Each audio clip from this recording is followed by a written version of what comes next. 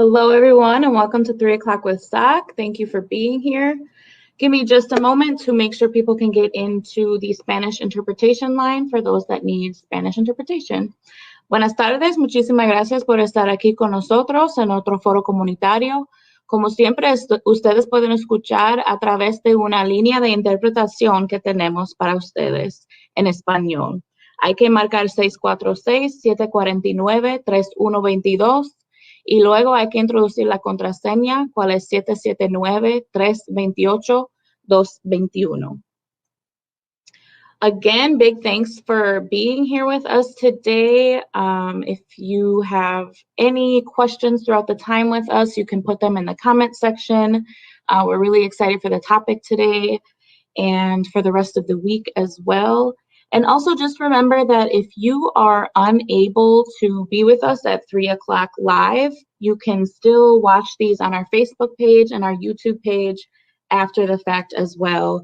And we welcome any comments at any time, even if they aren't live. So if you're watching this and it's 6 p.m. or 11 p.m. or a week later, a month later, whenever it may be, please go ahead and leave comments if you have any questions or reach out to us on the topics that we have for you at these lives. Other than that, I just want to say that we would love if you would comment in the comment section if you're here watching with us. Give us a hello, a little heart, a thumbs up. Let us know where you're watching from, or if you're listening in the background at work or at school or whatever. Let us know. We would love to know who's engaged with us today. And I like to know so I don't feel lonely. But yeah, we're going to be talking about how the delay in census numbers, both last year and now, may have an effect on the redistricting process that we've talked about on the forum a number of times. And to talk a little deeper about that topic is Carlene Bechen, who's going to be talking with us about that topic, and she's the Fair Maps organizer. Hi, Carlene. Hi there. How you doing today? Good, good. It's always good to hear from you, and we're really thankful for your time to talk about this really important topic that could have a big effect in Wisconsin. So very thankful for you. And also we want to say congratulations. You are a recently elected official. That's so exciting. So why don't you tell us a little bit about that before we go into the redistricting side? Yeah, so I think you could call me a reluctant candidate. It turns out that the village board in the village where I live had 3 open seats this time around and only 1 candidate. And only 1 declared candidate who'd gone through the whole process, collected signatures and such. And we're at a very pivotal time in our little village. There are lots of things going on. We have a new village administrator, new village president. There's a library being built. We're dealing with trying to make ourselves a more open and inclusive village. And, rural Wisconsin is sometimes really off-putting for BIPOC folk. And there's a whole contingent of us who really want to make that a change in our area. And I thought, okay, this is not the time for our board to be below full capacity. We really need people on there who are looking to the future and who are progressive. And so I was a write-in candidate.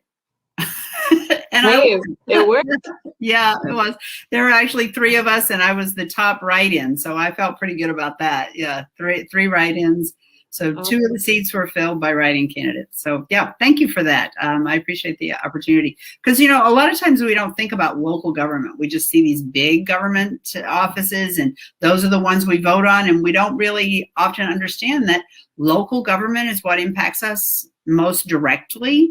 Whether things are dealt with in our communities are really a lot of times dependent on local government. Absolutely.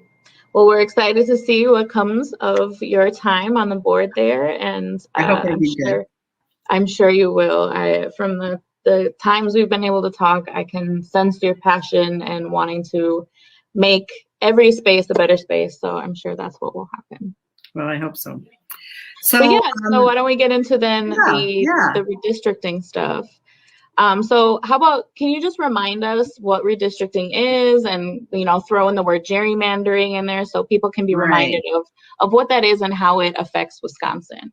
Okay, well, I'm going to go back a little bit to the census because I know you all were really involved in the census in 2020, making sure that everybody was counted and spent a lot of time talking about how the resources that come to your area or any area of the state or the country is really dependent on making sure that we have an accurate count.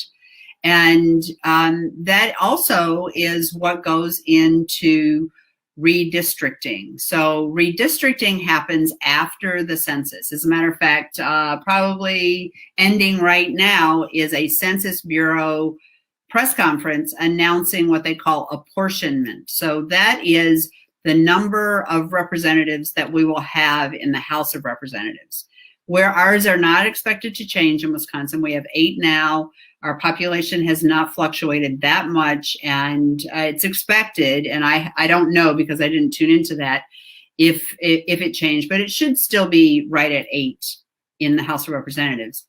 And then, so that's the district map, the congressional district maps, but at the federal level. At the federal level, correct. So our senators are all the state, 2 senators, but then our districts are, we have 8 districts, and those are, they go to Washington. So your representative, I think, is Gwen Moore.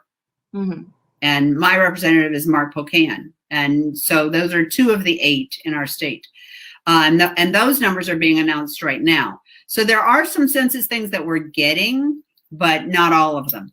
So redistricting is when they take the population of the whole state and divide it up into districts. So this is an assembly district map. There are 99 assembly districts in our state, and there are 33 state Senate districts. So there are 3 assembly districts in every state Senate district.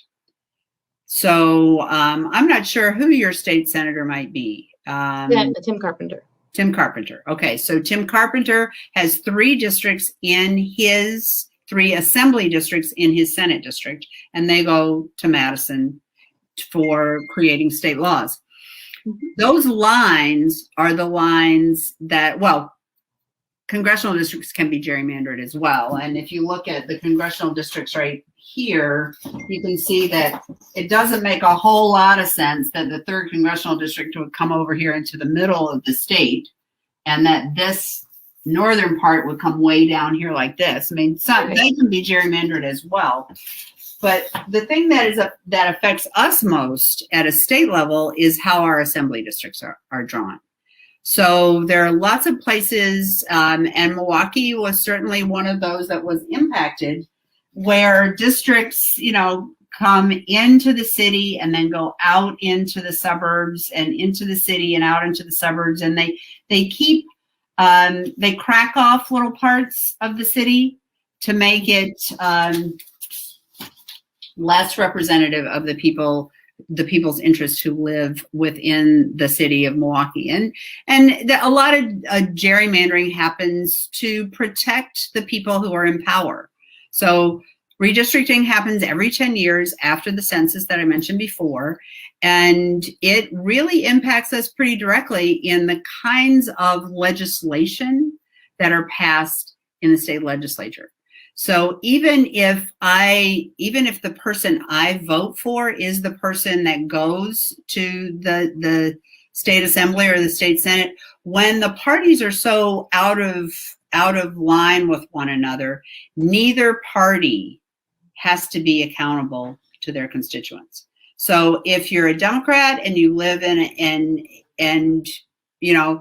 right now Republicans are the people who are in the majority, and if you're a Democrat, a lot of your issues are probably not going to be dealt with. If you're a Republican, same thing. Because it's so out of whack in the state assembly, Republicans don't have to be responsive to Republicans. They can just be responsive to their donors and stay in power. And that is not good for anybody. Democrat, Republican, Independent, it doesn't matter. So you had asked me a question about the census and how the census numbers coming back are going to impact how things are done. Exactly. And then specifically like the delay that that's going on right now, because typically the numbers would have come out already and the redistricting process would be, I mean, it's still happening now, but there's a delay in when we're going to get the numbers to do the redistricting. So how is that going to be affected? So interestingly, Wisconsin is a state that does not have a specific deadline for when maps have to be redrawn. Some states do, and they've had to, change laws and things because they're passing their deadline. In Wisconsin, we don't have that deadline hard and fast. So I can tell you that from my perspective, I'm looking at this as a real opportunity. Because the People's Maps Commission, and I think we talked about this the last time I was here, the People's Maps Commission was created by an executive order by the governor, and they had eight public hearings where they heard from experts and from regular folks like us who testified to them about what should go into a map, how our communities would be better represented if the maps were drawn differently, and also what we thought that they should do. Now they are into their next phase, the People's Maps Commission. They are actually collecting community maps. So community of interest maps. There's a districtor software, which you don't have to download onto your computer. It's right on the web that people can use to draw their community of interest. So for me, I live in the village of Oregon, and my village is cracked apart. 5 of our wards are in one Senate district and one assembly district, and the other 7 are in a different one. And our school district, which takes in some of the rural areas around our little village, is separated into 3 assembly districts and 3 Senate districts. Well, that just doesn't make any sense. Not at all. I drew a map of what I would put mine, and I submitted that to the People's Maps Commission. So this is a real opportunity for people to be able to join in creating a community map that says, this is my community. These are the people that I've shared interests with. So those could be cultural interests, religious interests, all kinds of ways that can be defined, economic, whatever. And then those maps can be submitted to the People's Maps Commission to help them in this redistricting process. So then they'll take those maps and that gives them a longer time to create maps and to engage people in that whole process. So I'm looking at it as it's a delay, yes, but we don't need maps until next year. And so it gives us more of an opportunity to say, this is what we want. And so the People's Maps Commission is doing that through a transparent process. They're asking us to give input. And I feel like we really need to take advantage of that, because we suspect that the maps that the legislature draws will happen in much the same way that they did last time, behind closed doors and without any public input. And we know what happened last time. Everything is way out of whack, as I said before. And so I'm seeing this as, okay, this is a time where we take advantage of this and we say, we are the people of Wisconsin and this is what we want. And you need to listen to us. You need to respond to what we're saying, because we don't like the way it was done before. Is there a risk that our state legislature will just decide to pass the next districts without incorporating the input from the commission? Absolutely. There's absolutely that risk. As a matter of fact, that's the expectation. Speaker Vaz has made it really clear that he does not have any appreciation for this People's Maps Commission. Now, I don't think that that's necessarily the thought of every Republican, because there are lots of Republicans who are part of this process, who are participating with us. And so, we know that they care. And I think that there are a lot of people, representatives and senators who are not in the leadership, who also think that folks should have input into this process. And there are former Republican legislators who speak with us and well, not their constituents anymore, but in presentations to say what happened before is absolutely wrong, and the state legislature needs to take the input of the People's Maps Commission. And the governor actually put that in his budget. He said transparent process, public input, and consider the maps that are being drawn by the People's Maps Commission.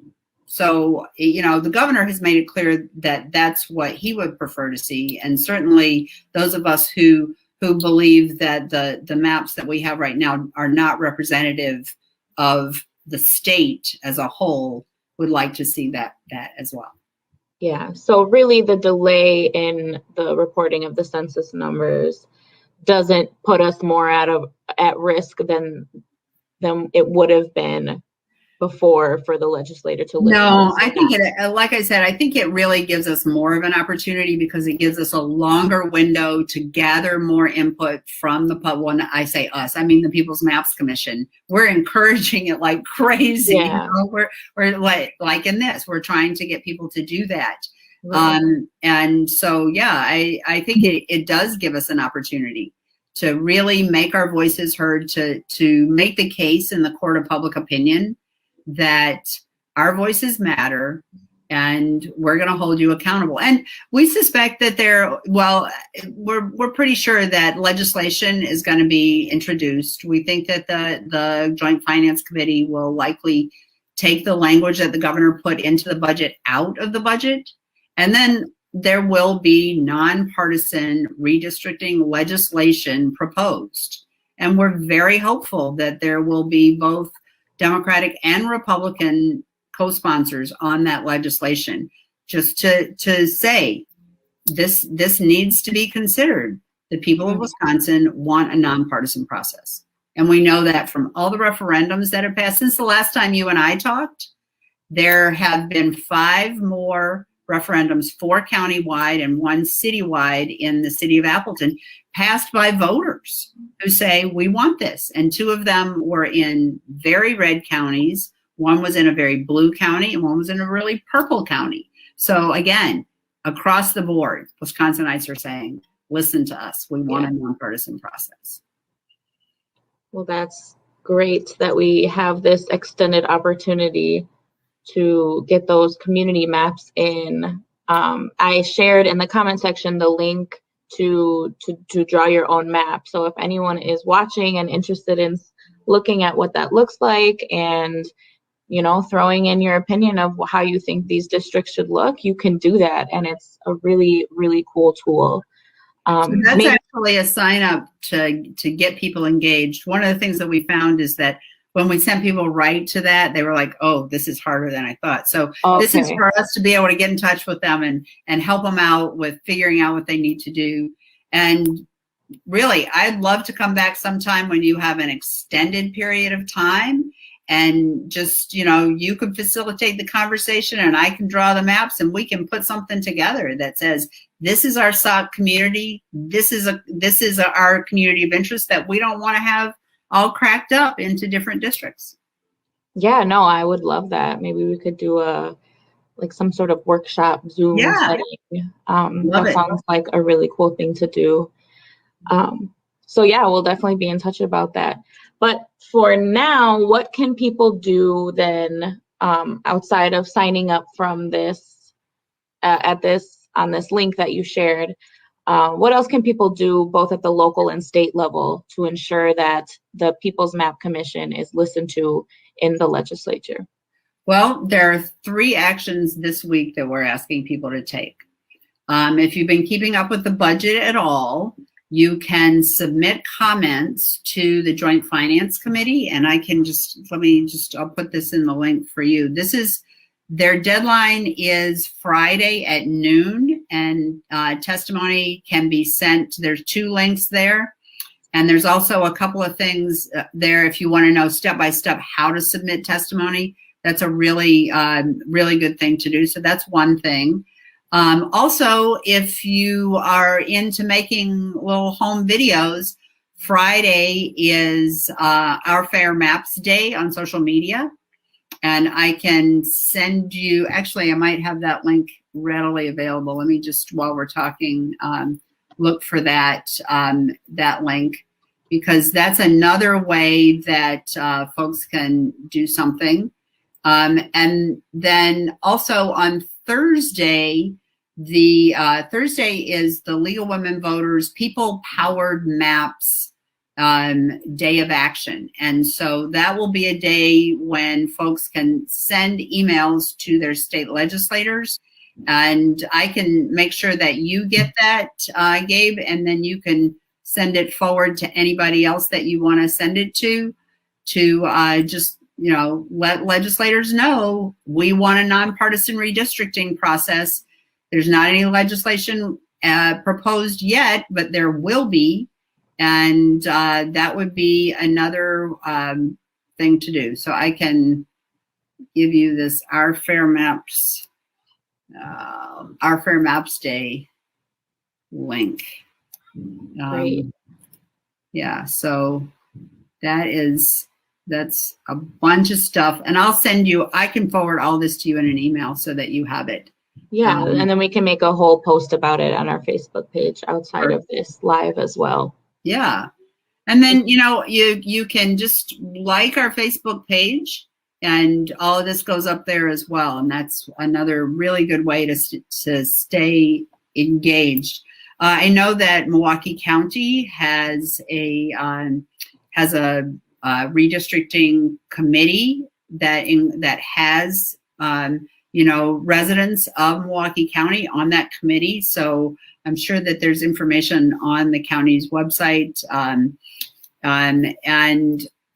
I don't know about the city, but honestly, I think that some of these community maps would be a great way to submit to your local, like I said before, local has more impact a lot of times on people's lives directly, to submit something that is your community and say, keep us together. Don't split us apart. Give us the opportunity to elect people to the Common Council who represent us.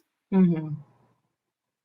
Yeah, and I think that people often can tend to not pay attention to state level things because, I don't think that affects me as much in Milwaukee, Mm-hmm. but what it gets passed at the state level affects Milwaukee. Yeah. And what's allowed to get passed at the state level depends on all of these other districts that are affected by gerrymandering and could be improved through a just redistricting process. I think Milwaukee is often penalized. Milwaukee in some circles, when you say, well, Milwaukee, that's dog whistle for Black and brown people and people who suck up resources and all kinds of those stereotypes that play in people's minds.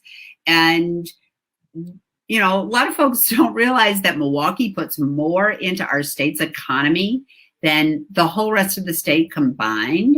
And, there's less that goes back to Milwaukee than comes from Milwaukee. And, but it is one of those things that we know that people say, well, Milwaukee, or, or if you want to talk about, things being super progressive, well, Madison, so it is something that divides us. And I think that we have to just continually push back against that. And it happens for sure when it comes to legislation that's passed in Madison. Absolutely. Well, Carlene, thank you so much for being with us today.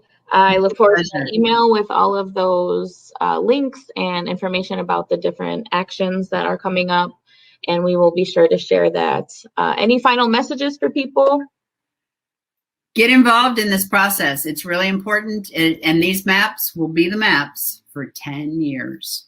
So Don't let this one pass. Thank you so much. I so appreciate seeing you again and being. Yes, same. Thank you so much. Have a good rest of your day. Take care. We're super thankful to Carlene for coming on and talking with us. There's a lot of information in the comments for everybody. So be sure to look at that. And then stay posted on our Facebook page for further information about different actions you can take regarding fair maps and redistricting in Wisconsin. and in your own community, because Milwaukee will be redistricted as well. So thank you again to Carlene for that. And now I'm just going to share a video that Marlene uploaded for us to talk about why you have to get 2 doses of most of the vaccines.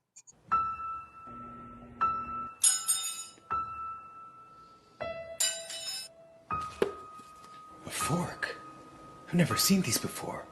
I'll have to make some new antibodies. Can you, take care of the fork? Seems like a low threat. 1 should be enough.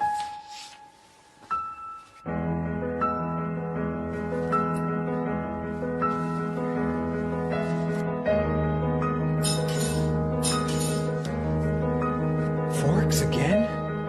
This is serious.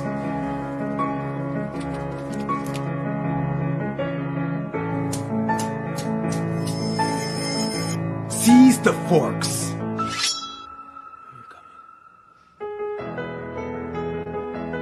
Fork hands. Who wants COVID? Attack! Ah! How'd you know?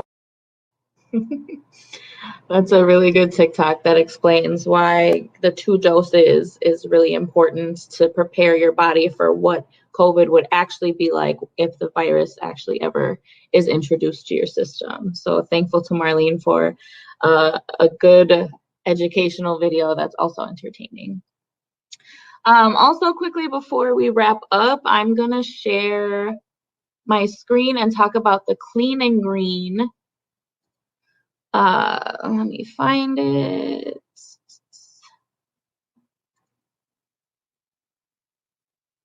Or wait, I'll just share a video. I'm sorry, an image, and just let you know that Zone 4 is going to be Zone 4, that a portion of the South Side that is in SOC's district is Zone 4, will be having the garbage pickup for Clean and Green from May 3rd to May 7th. So that's next week starting on Monday. So by 7 a.m. you can have bulk garbage pickup on your normal pickup day. And you can go to the website that's shared in the comments to confirm your next garbage pickup during that time. And up to 6 cubic yards of garbage can be put in there. But keep in mind that you can't be adding in things like electronics, appliances, computers, things like that are not included. And also any yard waste needs to be put into paper bags. And also you can't do things like paint and paint thinners, and any kind of harmful or hazardous liquids are also not included in that. So again, you can go to the website that's in the comments and that you can see here and confirm your garbage pickup for the week of Clean and Green from May 3rd to 7th in Zone 4. So Zone 4 is green, and actually I apologize, I think it says purple in the comments, but Zone 4 is green. So if you live in that area, you can see kind of that middle chunk is where a good part of the South Side SOC district is. So yeah, check that out online and make sure that you take advantage and get some spring cleaning done and put it out and have it get picked up for free. And other than that, I will just share who's coming on for the rest of the week. We've got a good week for you all set up. Tomorrow, we're going to be talking with the SOC youth organizers. Maria will have, they will have prepared videos to share on tomorrow's forum to talk about the kind of work that they do as SOC youth organizers. And then on Wednesday, we're going to be talking with Hector Hernandez, who is the Senior Director of Advocacy at the Sojourner Family Peace Center. On Thursday, we're going to be talking with Marlena Jackson from the Health Department about vaccine updates. And then Friday, hopefully we'll be able to talk to someone from one of our resident associations and be giving updates about what they're up to in the summer months starting soon. So again, thankful to everyone who watched today. If you have any questions or comments at any time, please reach out to SOC. And please fill out our survey too that I will leave you information with now. Thanks for being on, and we will be back with you tomorrow. Has this live forum been informative and useful to you? What part of the forum could be improved or changed to make it better? Please take a quick survey that's located in the comments section so that we can keep 3 o'clock with SOC going for residents. Thank you for tuning in.